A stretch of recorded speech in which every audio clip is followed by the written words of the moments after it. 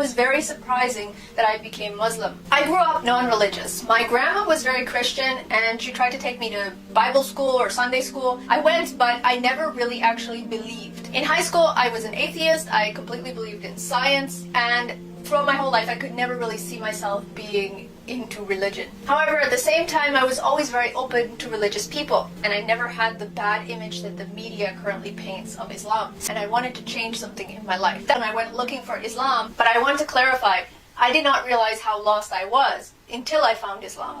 I went to the bookstore one day and I bought the English version of the Quran. I started to read it, and the more and more I read, the more I felt that it was the truth. Some people might not know this, but the Quran is backed by a lot of science. The Quran was sent down 1400 years ago at a time where people couldn't possibly know scientific discoveries that have only been made within the last 100 or 50 years. And the text of the Quran has not changed, unlike the Bible and other religious texts. So the Big Bang is in the Quran.